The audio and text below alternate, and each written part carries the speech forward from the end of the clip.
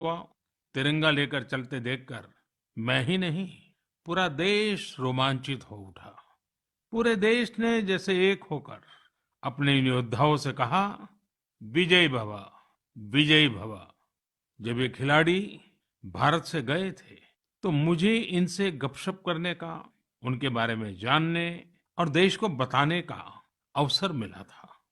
ये खिलाड़ी जीवन की अनेक चुनौतियों को पार करते हुए यहाँ पहुंचे हैं। आज उनके पास आपके प्यार और सपोर्ट की ताकत है। इसलिए आइए मिलकर अपने सभी खिलाड़ियों को अपनी शुभकामनाएं, उनका हौसला बढ़ाएं।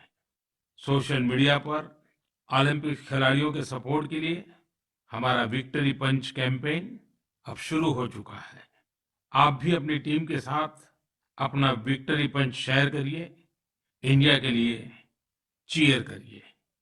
साथियों, जो देश के लिए तिरंगा उठाता है, उसके सम्मान में भावनाओं से भर जाना स्वाभाविक ही है। देशभक्ति की ये भावना हम सबको जोड़ती है।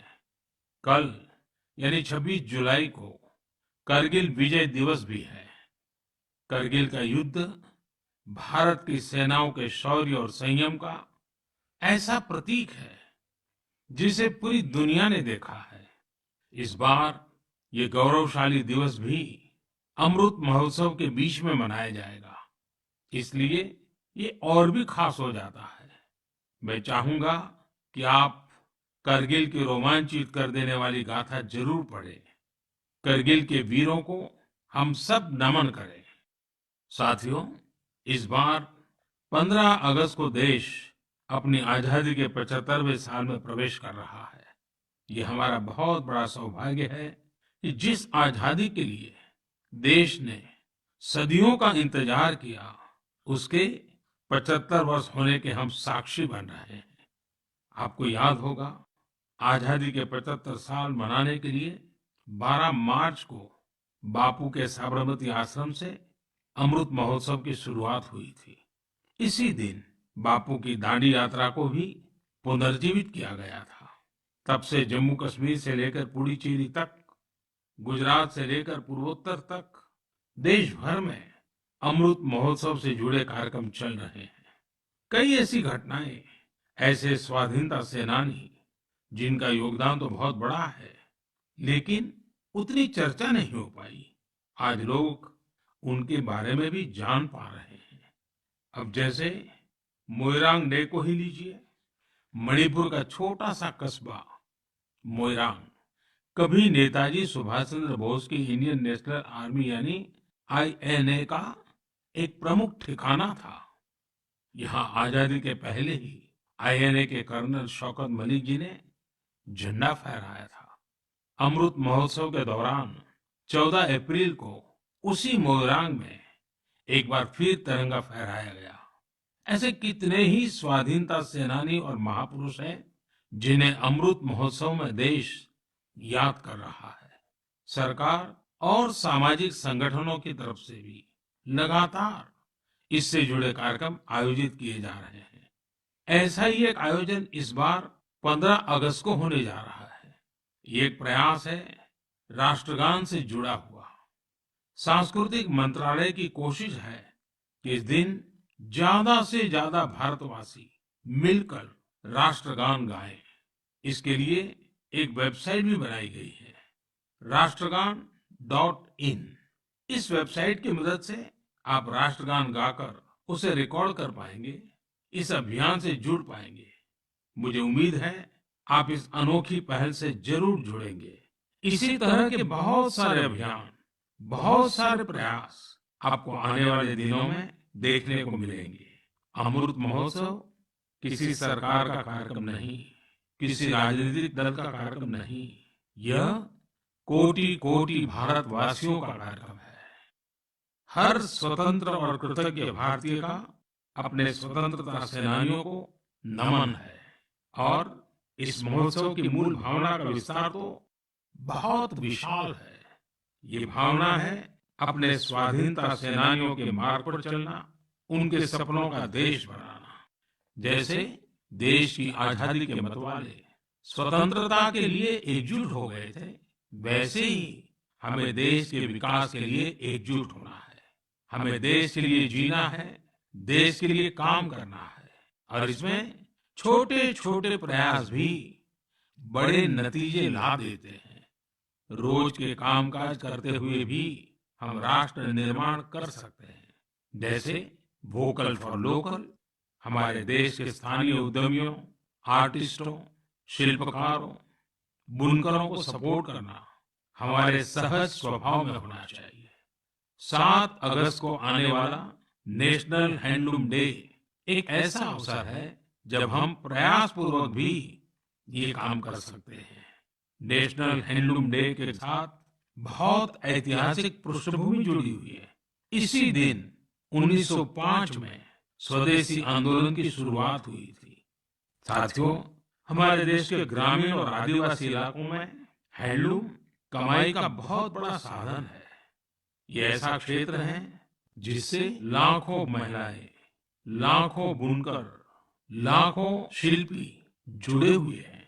आपके छोटे छोटे प्रयास बुनकरों में एक नई उम्मीद जगाएंगे। आप स्वयं कुछ न कुछ खरीदें और अपनी बात दूसरों को भी बताएं। और जब हम आजादी के 75 साल मना रहे हैं, तब तो इतना करना हमारी जिम्मेवारी बनती ही है भाइयों। आपने देखा होगा, साल 2014 के बाद से ही मन की बात में हम अक्सर खादी की बात करते हैं। ये आपका ही प्रयास है। क्या देश में खादी की बिक्री कई गुना बढ़ गई है? क्या कोई सोच सकता था कि खादी के किसी स्टोर से एक दिन में 1 करोड़ रुपए से अधिक की बिक्री हो सकती है? लेकिन आपने ये भी कर दिखाया है। आप जब भी कहीं पर खादी का कुछ खरीदते हैं, तो इसका लाभ हमारे गरीब बुनकर भाइयों बहनों को ही होता है। इसलिए खादी खरीदना एक तरह से जन सेवा भी है, देश सेवा भी है। मेरा आपसे आग्रह है कि आप सभी मेरे प्यारे भाइयों बहनों, ग्रामीण इलाकों में बन रहे हैंडलूम प्रोडक्ट्स जरूर खरीदें और उसे #माय हैंडलूम माय प्राइड के साथ शेयर करें। साथियों, बात जब आजादी के आंदोलन और खादी की हो, तो पूज्य बापू का स्मरण होना स्वाभाविक है। जैसे बापू के नेतृत्व में भारत छोड़ो आंदोलन चला था, वैसे ही आज हर देशवासी को भारत जोड़ो आंदोलन का नेतृत्व करना है। ये हमारा कर्तव्य है कि हम अपना काम ऐसे करें जो विविधताओं से हमारे भारत को जोड़ने में मददगार हो। तो आइए हम अमृत महोत्सव को ये अमृत संकल्प लें कि देश ही हमारी सबसे बड़ी आस्था, सबसे बड़ी प्राथमिकता बना रहेगा। नेशन फर्स्ट, ऑलवेज फर्स्ट के मंत्र के साथ ही हमें आगे बढ़ना है। मेरे प्यारे देशवासियों, आज मैं मन की बात सुन रहे मेरे युवा साथियों का विशेष आभार व्यक्त करना चाहता हूँ। अभी कुछ दिन पहले ही माय गॉव की ओर से मन की बात के श्रोताओं को लेकर एक स्टडी की गई थी। इस स्टडी में ये देखा गया कि मन की बात के लिए संदेश और सुझाव भेजने वालों में प्रमुखतः कौन लोग हैं। स्टडी के बाद ये जानकारी सामने आई कि संदेश और सुझाव भेजने वालों में से करीब करीब 75% लोग 35 वर्ष की आयु से कम के होते हैं। यानी भारत की युवा शक्ति के सुझाव मन की बात को दिशा दे रहे हैं। मैं इसे बहुत अच्छे संकेत के रूप में देखता हूँ। मन की बात एक ऐसा माध्यम है जहाँ सकारात्मकता है, संवेदनशीलता है। मन की बात में हम पॉजिटिव बातें करते हैं। इसका कैरेक्टर कलेक्टिव है। सकारात्मक विचारों और सुझावों के लिए भारत के युवाओं की ये सक्रियता मुझे आनंदित करती है। मुझे इस बात की भी खुशी है कि मन की बात के माध्यम से मुझे युवाओं के मन को भी जानने का अवसर मिलता है। साथियों, आप लोगों से मिले सुझाव ही मन की बात की असली ताकत है। आपके सुझाव ही मन की बात के माध्यम से भारत की विविधता को प्रकट करते हैं। भारतवासियों के सेवा और त्याग की खुशबू को चारों दिशाओं में फैलाते हैं। हमारे मेहनत कश युवाओं के इनोवेशन से सबको प्रेरित करते हैं। मन की बात में आप कई तरह के आइडियाज भेजते हैं। हम सभी पर तो चर्चा नहीं कर पाते, लेकिन उनमें से बहुत से आइडियाज को मैं संबंधित विभागों को जरूर भेजता हूं, ताकि उन पर आगे काम किया जा सके। साथियों, मैं आपको साई प्रणीत जी के प्रयासों के बारे में बताना चाहता हूँ। साई प्रणीत जी एक सॉफ्टवेयर इंजीनियर है, आंध्र प्रदेश के रहने वाले हैं। पिछले वर्ष उन्होंने देखा कि उनके यहाँ मौसम की मार की वजह से किसानों को काफी नुकसान उठाना पड़ा था। मौसम विज्ञान में उनकी दिलचस्पी बरसों से थी, इसलिए उन्होंने अपनी दिलचस्पी और अपने टैलेंट को किसानों की भलाई के लिए इस्तेमाल करने का फैसला किया। अब वे अलग अलग डेटा सोर्सेज से वेदर डेटा खरीदते हैं, उसका विश्लेषण करते हैं और स्थानीय भाषा में अलग अलग माध्यमों से किसानों के पास जरूरी जानकारी पहुंचाते हैं। वेदर अपडेट्स के अलावा प्रणीत जी अलग अलग क्लाइमेट कंडीशंस में लोगों को क्या करना चाहिए गाइडेंस भी देते हैं।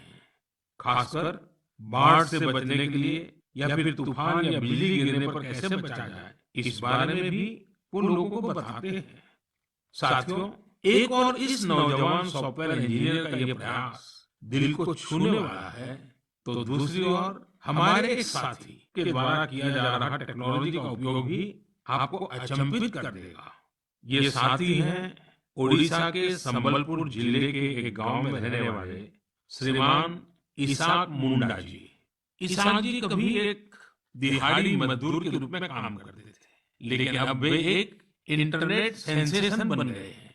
अपने यूट्यूब चैनल से वो काफी रुपये कमा रहे हैं। वे अपने वीडियोस में स्थानीय व्यंजन, पारंपरिक खाना बनाने के तरीके, अपने गांव, अपने लाइफस्टाइल, परिवार और खान पान की आदतों को प्रमुखता से दिखाते हैं। एक यूट्यूबर के रूप में उनकी यात्रा मार्च 2020 में शुरू हुई थी, जब उन्होंने ओडिशा के मशहूर स्थानीय व्यंजन पखाल से जुड़ा एक वीडियो पोस्ट किया था। तब से वे सैकड़ों वीडियो पोस्ट कर चुके हैं। उनका ये प्रयास कई कारणों से सबसे अलग है, खासकर इसलिए कि इससे शहरों में रहने वाले लोगों को वो जीवन शैली देखने का अवसर मिलता है जिसके बारे में वे बहुत कुछ नहीं जानते। इसाक मुंडा जी कल्चर और कुजीन दोनों को बराबर मिलाकर के सेलिब्रेट कर रहे हैं और हम सबको प्रेरणा भी दे रहे हैं। साथियों, जब हम टेक्नोलॉजी की चर्चा कर रहे हैं, तो मैं एक और इंटरेस्टिंग विषय की चर्चा करना चाहता हूँ। आपने हाल फिलहाल में पढ़ा होगा, देखा होगा कि आईआईटी मद्रास के एलुमनी द्वारा स्थापित एक स्टार्टअप ने एक 3D प्रिंटेड हाउस बनाया है। 3D प्रिंटिंग करके घर का निर्माण आखिर ये हुआ कैसे?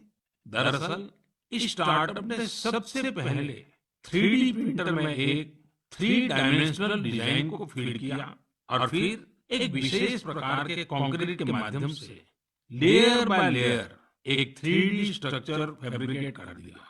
आपको ये जानकर खुशी होगी कि देश भर में इस प्रकार के कई प्रयोग हो रहे हैं। एक समय था जब छोटे छोटे कंस्ट्रक्शन के काम में भी वर्षों लग जाते थे, लेकिन आज टेक्नोलॉजी की वजह से भारत में स्थिति बदल रही है। कुछ समय पहले हमने दुनिया भर की ऐसी इनोवेटिव कंपनीज को आमंत्रित करने के लिए एक global housing technology challenge launch किया था। ये देश में अपनी तरह का अलग तरह का अनोखा प्रयास है, इसलिए हमने इन्हें लाइट हाउस प्रोजेक्ट्स का नाम दिया। फिलहाल देश में 6 अलग अलग जगहों पर लाइट हाउस प्रोजेक्ट्स पर तेजी से काम चल रहा है। इन लाइट हाउस प्रोजेक्ट्स में मॉडर्न टेक्नोलॉजी और इनोवेटिव तौर तरीकों का इस्तेमाल किया जाता है। इससे कंस्ट्रक्शन का टाइम कम हो जाता है, साथ ही जो घर बनते हैं वो अधिक टिकाऊ, किफायती और आरामदायक होते हैं। मैंने हाल ही में ड्रोन्स के जरिए इन प्रोजेक्ट की समीक्षा भी की और कार्य की प्रगति को लाइव देखा। इंदौर के प्रोजेक्ट में ब्रिक और मोर्टार वॉल्स की जगह pre fabricated sandwich panel system का इस्तेमाल किया जा रहा है। राजकोट में लाइट हाउस फ्रेंच टेक्नोलॉजी से बनाए जा रहे हैं, जिनमें टनल के जरिए मोनोलिथिक कंक्रीट कंस्ट्रक्शन टेक्नोलॉजी का इस्तेमाल हो रहा है। इस टेक्नोलॉजी से बने घर आपदाओं का सामना करने में कहीं अधिक सक्षम होंगे। चेन्नई में अमेरिका और फिनलैंड की technologies precast concrete system का उपयोग किया जा रहा है। इससे मकान जल्दी भी बनेंगे और लागत भी कम आएगी। रांची में जर्मनी के 3D कंस्ट्रक्शन सिस्टम का प्रयोग करके घर बनाए जाएंगे। इसमें हर कमरे को अलग से बनाया जाएगा, फिर पूरे स्ट्रक्चर को उसी तरह जोड़ा जाएगा जैसे ब्लॉक टॉयज को जोड़ा जाता है। अगरतला में न्यूजीलैंड की टेक्नोलॉजी का उपयोग कर स्टील फ्रेम के साथ मकान बनाए जा रहे हैं जो बड़े भूकंप को झेल सकते हैं। वहीं लखनऊ में कनाडा की टेक्नोलॉजी का इस्तेमाल किया जा रहा है। इस पर प्लास्टर और पेंट की जरूरत नहीं होगी और तेजी से घर बनाने के लिए पहले से ही तैयार दीवारों का प्रयोग किया जाएगा। साथियों, आज देश में ये प्रयास हो रहा है कि ये प्रोजेक्ट इंक्यूबेशन सेंटर्स की तरह काम करे। इससे हमारे प्लानर्स, आर्किटेक्ट्स, इंजीनियर्स और स्टूडेंट्स नई टेक्नोलॉजी को जान सकेंगे और उसका एक्सपेरिमेंट भी कर पाएंगे। मैं इन बातों को खास तौर पर अपने युवाओं के लिए साझा कर रहा हूँ ताकि हमारे युवा राष्ट्र हित में टेक्नोलॉजी के नए नए क्षेत्रों की ओर प्रोत्साहित हो सके। मेरे प्यारे देशवासियों, आपने अंग्रेजी की एक कहावत सुनी होगी, to learn is to grow, यानी सीखना ही आगे बढ़ना है। जब हम कुछ नया सीखते हैं तो हमारे लिए प्रगति के नए नए रास्ते खुद ब खुद खुल जाते हैं। जब भी कहीं लीक से हटकर कुछ नया करने का प्रयास हुआ है, मानवता के लिए नए द्वार खुले हैं, एक नए युग का आरंभ हुआ है। और आपने देखा होगा, जब कहीं कुछ नया होता है तो उसका परिणाम हर किसी को आश्चर्यचकित कर देता है। अब जैसे कि अगर मैं आपसे पूछूं कि वो कौन से राज्य हैं जिन्हें आप सेब, एप्पल के साथ जोड़ेंगे, तो जाहिर है कि आपके मन में सबसे पहले हिमाचल प्रदेश, जम्मू कश्मीर और उत्तराखंड का नाम आएगा। पर अगर मैं कहूं कि इस लिस्ट में आप मणिपुर को भी जोड़ दीजिए तो शायद आप आश्चर्य से भर जाएंगे। कुछ नया करने के जज्बे से भरे युवाओं ने मणिपुर में ये कारनामा कर दिखाया है। आजकल मणिपुर के उखरुल जिले में सेब की खेती जोर पकड़ रही है। यहाँ के किसान अपने बागानों में सेब उगा रहे हैं। सेब उगाने के लिए इन लोगों ने बाकायदा हिमाचल जाकर ट्रेनिंग भी ली है। इनमें से एक है टीएस रिंगफामियोंग। ये पैसे से एक एरोनॉटिकल इंजीनियर है। उन्होंने अपनी पत्नी श्रीमती टीएस एंजल के साथ मिलकर सेब की पैदावार की है। इसी तरह अवुंगशी शिमरे ऑगस्टीन ने भी अपने बागान में सेब का उत्पादन किया है। अवुंगशी दिल्ली में जॉब करती थी। ये छोड़कर वो अपने गांव लौट गई और सेब की खेती शुरू की।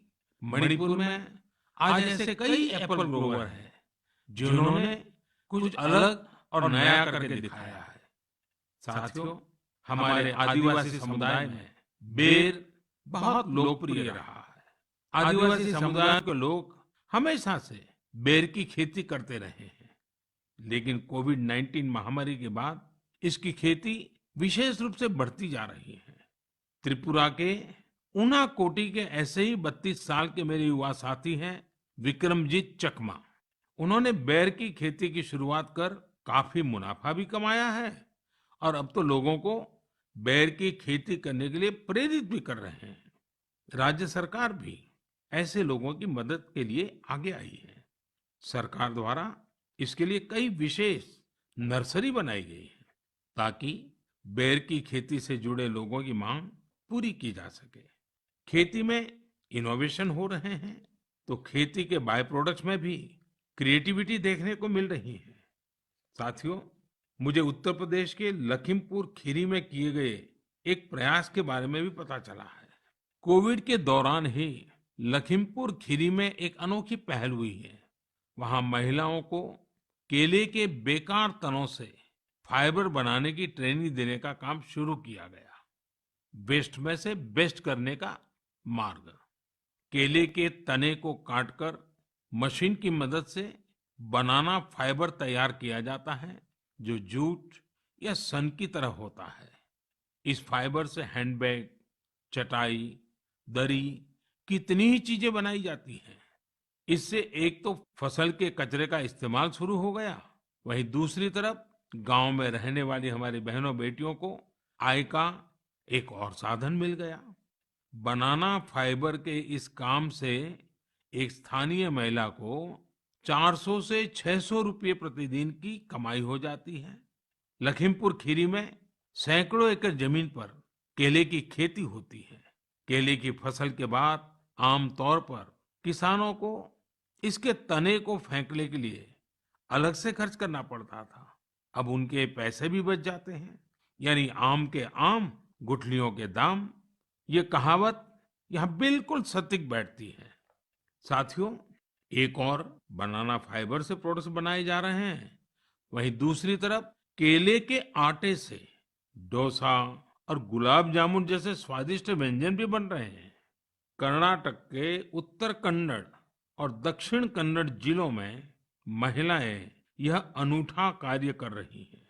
ये शुरुआत भी कोरोना काल में ही हुई है।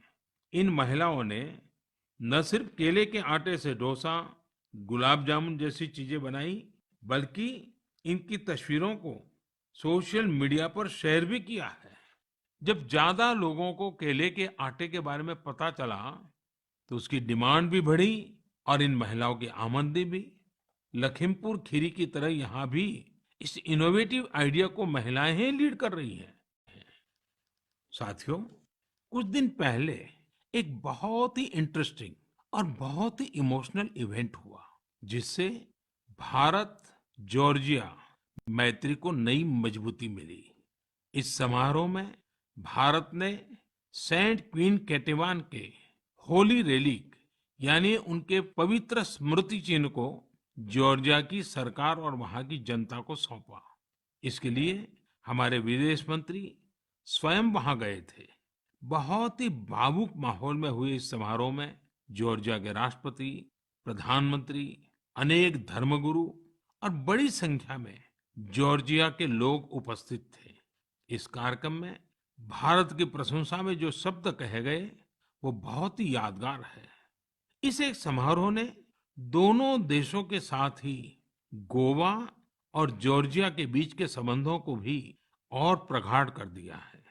ऐसा इसलिए क्योंकि सेंट क्वीन केटेवान के ये पवित्र अवशेष 2005 में गोवा के सेंट ऑगस्टिन चर्च से मिले थे। साथियों, आपके मन में सवाल होगा कि ये सब क्या है, ये कब और कैसे हुआ? दरअसल ये आज से 400-500 साल पहले की बात है। क्वीन केटेवान जॉर्जिया के राजपरिवार की बेटी थी। 10 साल के कारावास के बाद 1624 में वो शहीद हो गई थी। एक प्राचीन पुर्तगाली दस्तावेज के मुताबिक सेंट क्वीन केटेवान की अस्थियों को ओल्ड गोवा के सेंट ऑगस्टिनियन कॉन्वेंट पे रखा गया था। लेकिन लंबे समय तक यह माना जाता रहा कि गोवा में दफनाए गए उनके अवशेष 1930 के भूकंप में गायब हो गए थे। भारत सरकार और जॉर्जिया के इतिहासकारों, रिसर्चर्स, आर्कियोलॉजिस्ट और जॉर्जियन चर्च के दशकों के अथक प्रयासों के बाद 2005 में उन पवित्र अवशेषों को खोजने में सफलता मिली थी। ये विषय जॉर्जिया के लोगों के लिए बहुत ही भावनात्मक है। इसलिए उनके हिस्टोरिकल, रिलीजियस और स्पिरिचुअल सेंटिमेंट्स को ध्यान में रखते हुए भारत सरकार ने इन अवशेषों का एक अंश जॉर्जिया के लोगों को भेंट में देने का निर्णय लिया। भारत और जॉर्जिया के साझे इतिहास के इस अनूठे पक्ष को संजोए रखने के लिए मैं आज गोवा के लोगों को हृदय से धन्यवाद देना चाहूंगा। गोवा कई महान आध्यात्मिक धरोहरों की भूमि रही है। सेंट ऑगस्टिन चर्च यूनेस्को की world heritage site, churches and convents of Goa का एक हिस्सा है। मेरे प्यारे देशवासियों, जॉर्जिया से अब मैं आपको सीधे सिंगापुर लेकर चलता हूं, जहां इस महीने की शुरुआत में एक और गौरवशाली अवसर सामने आया। सिंगापुर के प्रधानमंत्री और मेरे मित्र ली सेन लुंग ने हाल ही में रिनोवेट किए गए सिलाट रोड गुरुद्वारा का उद्घाटन किया। उन्होंने पारंपरिक सिख पगड़ी भी पहनी थी। यह गुरुद्वारा लगभग 100 साल पहले बना था और यहाँ भाई महाराज सिंह को समर्पित एक स्मारक भी है। भाई महाराज सिंह जी ने भारत की स्वतंत्रता के लिए लड़ाई लड़ी थी और ये पल आजादी के 75 साल मना रहे हैं तब और अधिक प्रेरक बन जाता है। दो देशों के बीच पीपल टू पीपल कनेक्ट उसे मजबूती ऐसी ही बातों, ऐसे ही प्रयासों से मिलती है। इनसे यह भी पता चलता है कि सौहार्दपूर्ण माहौल में रहने और एक दूसरे की संस्कृति को समझने का कितना महत्व है। मेरे प्यारे देशवासियों, आज मन की बात में हमने अनेक विषयों की चर्चा की। एक और विषय है जो मेरे दिल के बहुत करीब है। ये विषय है जल संरक्षण का।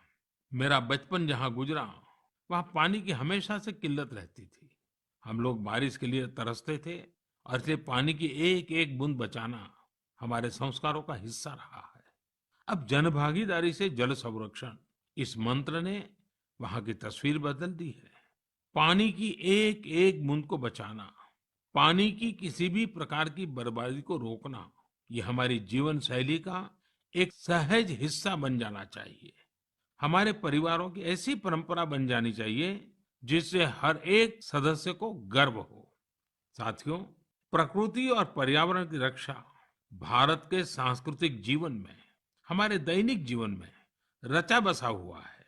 वहीं बारिश और मानसून हमेशा से हमारे विचारों, हमारी फिलॉसफी और हमारी सभ्यता को आकार देते आए हैं। ऋतु संहार और मेघदूत में महाकवि कालिदास ने वर्षा को लेकर बहुत ही सुंदर वर्णन किया है। साहित्य प्रेमियों के बीच ये कविताएं आज भी बेहद लोकप्रिय हैं। ऋग्वेद के पर्जन्य सूक्तम में भी वर्षा के सौंदर्य का खूबसूरती से वर्णन है। इसी तरह श्रीमद् भागवत में भी काव्यात्मक रूप से पृथ्वी, सूर्य और वर्षा के बीच के संबंधों को विस्तार दिया गया है। अष्टौ मासान् निपीतं यद भूम्याः च ओदमयं वसु स्वगोभिः मौक्तुम् आरेभे पर्जन्यः काल आगते। अर्थात सूर्य ने 8 महीने तक जल के रूप में पृथ्वी की संपदा का दोहन किया था। अब मानसून के मौसम में सूर्य इस संचित संपदा को पृथ्वी को वापस लौटा रहा है। वाकई मानसून और बारिश का मौसम सिर्फ खूबसूरत और सुहाना ही नहीं होता, बल्कि यह पोषण देने वाला, जीवन देने वाला भी होता है। वर्षा का पानी जो हमें मिल रहा है, वो हमारी भावी पीढ़ियों के लिए है। ये हमें कभी भूलना नहीं चाहिए। आज मेरे मन में ये विचार आया कि क्यों न इन रोचक संदर्भों के साथ ही मैं अपनी बात समाप्त करूं। आप सभी को आने वाले पर्वों की बहुत बहुत शुभकामनाएं। पर्व और उत्सवों के समय ये जरूर याद रखिएगा कि कोरोना अभी हमारे बीच से गया नहीं है। कोरोना से जुड़े प्रोटोकॉल आपको भूलने नहीं है। आप स्वस्थ और प्रसन्न रहें। बहुत बहुत धन्यवाद।